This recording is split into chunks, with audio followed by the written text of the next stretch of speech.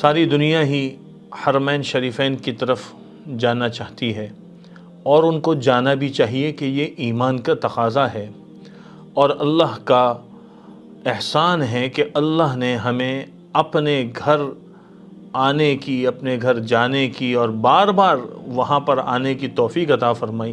مثابۃ للناس اللہ نے اپنے گھر کو بنایا ہے، تو بار بار رجوع وہاں ہو رہا ہے۔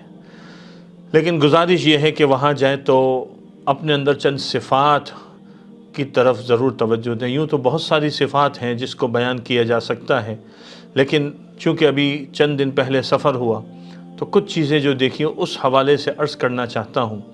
پہلی چیز تو یہ ہے کہ عبادات کا مزاج بنا کے جائیں۔ ہم یہاں پر جس ماحول میں رہتے ہیں، مصروفیات میں رہتے ہیں، ذہنوں پر دسیوں کام ہوتے ہیں، وہاں جاتے ہیں تو عبادت کا مزاج نہیں ہوتا۔ مکہ مکرمہ میں عبادت کرنا، مدینہ طیبہ میں عبادت کرنا، یہ مستقل آپ کی زندگی کا حصہ ہونا چاہیے۔ وہاں ہم جو جاتے اسی کے لیے، وہاں کی سوغات ہی ہیں۔ ہم نے اپنے بڑوں سے جو بات سنی وہ میں بات عرض کر دیتا ہوں۔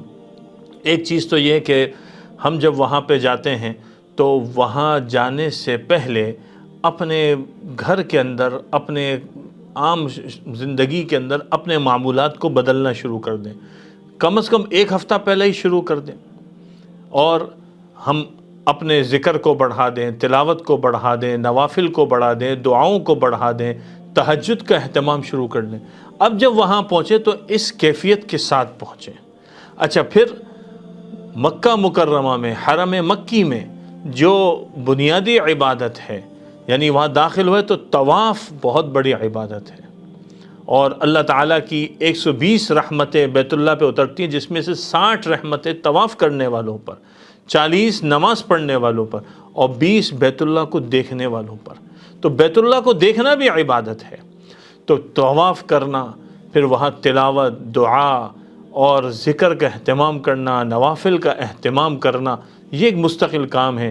ہمارے حضرت واصف منظور صاحب رحمۃ اللہ علیہ فرماتے تھے کہ حرم مکی اور حرم مدنی، ان دونوں کا حق ہے کہ وہاں ایک ایک قرآن کریم ختم کیا جائے۔ تو آدمی یہاں سے ذوق بنا کے جائے تاکہ وہاں بیٹھ کر، اس فضا میں بیٹھ کر قرآن کو ختم کرے۔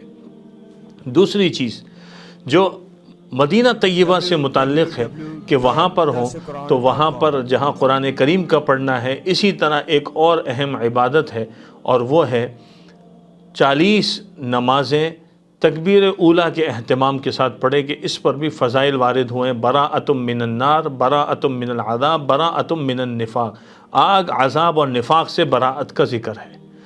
تو 40 نمازوں کا اہتمام ہے۔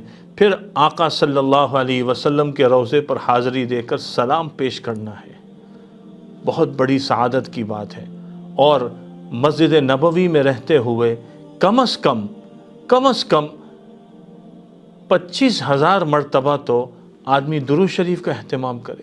بعض اللہ والوں سے سنا کہ حرم مکی میں 70,000 کلمہ اور حرم مدنی میں 70,000 دفعہ درود شریف کا اہتمام ہو۔ لیکن اگر اتنا زیادہ نہیں کر سکتے تو وہ 25,000 کریں، ورنہ اتنا نہیں کر سکتے تو کم از کم 10,000 تو کریں۔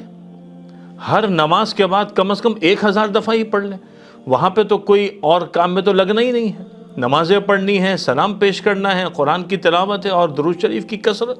اور آپ صلی اللہ علیہ وسلم کے جب وہاں مسجد میں ہوتے ہیں تو وہاں سے وہاں بیٹھ کر آپ جو سلام پیش کرتے ہیں، حضرت مولانا خلیل احمد سہارنپوری صاحب رحمۃ اللہ علیہ فرماتے ہیں کہ جو یہ سلام پیش کیا جاتا ہے تو آپ صلی اللہ علیہ وسلم براہ راست سنتے ہیں۔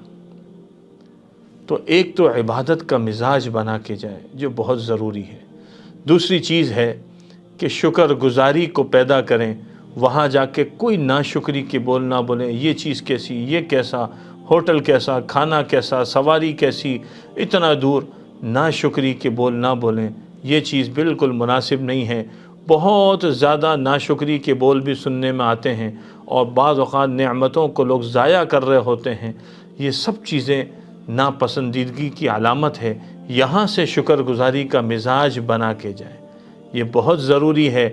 اگر ہماری زندگی میں شکر گزاری نہیں ہے تو یاد رکھیں کہ نعمتیں جو موجود ہیں وہ بھی ختم ہو جائیں گی، اور نئی نعمتیں اللہ کی طرف سے آنا بند ہو جائیں گی۔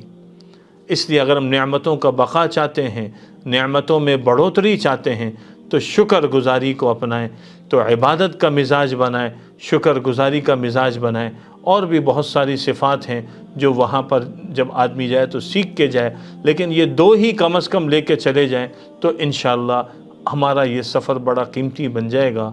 اللہ تعالی ہم سب کو بار بار حرمین شریفین کی باسعادت اور مقبول حاضری نصیب فرمائے، آمین۔ سوشل میڈیا پر سب سے قدیم اور سب سے ریلائبل برانڈ درس قرآن.com